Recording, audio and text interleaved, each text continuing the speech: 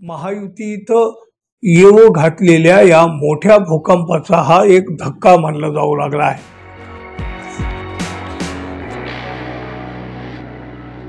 मित्रहो नमस्कार।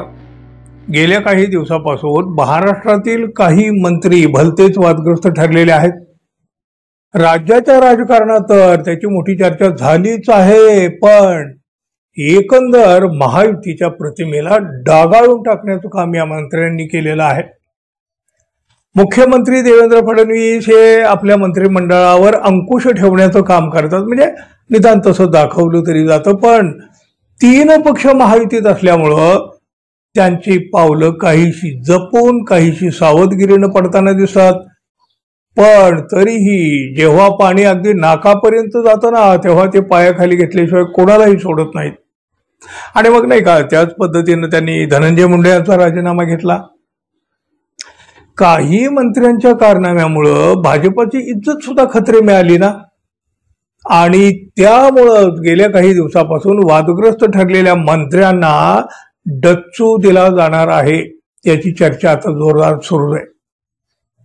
बघा, 4 ते 7 मंत्र्यांना फडणवीस बाहेरचा रस्ता दाखवणार आहेत अशी कुजबूज सुरू झालेलीच होती, पण आता ही संख्या सुद्धा वाढलेली आहे आणि त्यांची नावं सुद्धा बाहेर आलेली आहेत। विशेष म्हणजे या फेरबदलामध्ये देवेंद्र फडणवीस यांचे निकटवर्ती असलेले जलसंपदा मंत्री गिरीश महाजन यांचं सुद्धा नाव आहे। गिरीश महाजन यांच्या जागी विधानसभा अध्यक्ष राहुल नार्वेकर यांना संधी मिळू शकते। भाजपचे ज्येष्ठ नेते सुधीर मुनगंटीवार यांना बघा यावेळच्या मंत्रिमंडळामध्ये डावललं गेलेलं आहे, आणि त्यामुळं जिथं संधी मिळेल तिथं हे मुनगंटीवार सरकारला अडचणीत आणण्याचा प्रयत्न करतात। त्यामुळं त्यांना राहुल नार्वेकर यांच्या जागी म्हणजे विधानसभा अध्यक्षाच्या खुर्चीवर बसवलं जाण्याची शक्यता आहे। द न्यू इंडियन एक्सप्रेसने याबाबत वृत्त देखील एक प्रसिद्ध केलेलं आहे। आता हे झालं भाजपाबद्दल, पण सगळ्यात वादग्रस्त ठरले आहेत ते शिंदे गटाचे काही मंत्री। सामाजिक न्याय विभाग सांभाळत असलेले शिंदे गटाचे मंत्री संजय शिरसाट एका नव्हे तर अनेक प्रकरणात चर्चेत आले आणि तितकेच वादातही सापडले। त्यांच्यामुळं महायुती सरकार देखील तोंड घशी पडलेलं होतं। त्याचबरोबर संजय राठोड, भरत गोगावले, दादा भुसे शिवाय योगेश कदम या मंत्र्यांना बाहेरचा रस्ता आता दाखवला जाऊ शकतो।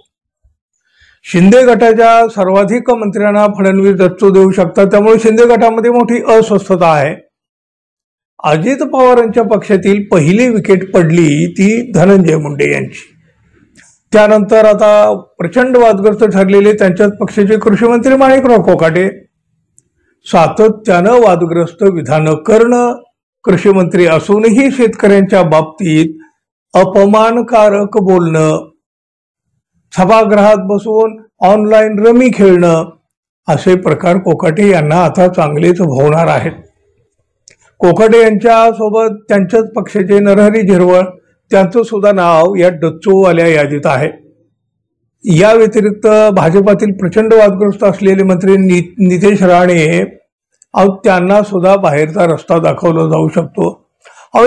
या राणे यांच्यामुळं भाजपची मोठी नाचक्की झालेली आहे।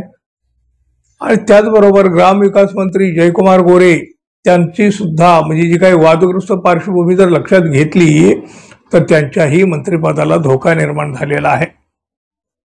महायुती सरकार आधीच अंतर्गत रुसव्या फुगव्या नाराजीनं कुरघोड्या लाथाळ्यामुळे चर्चेत आहे।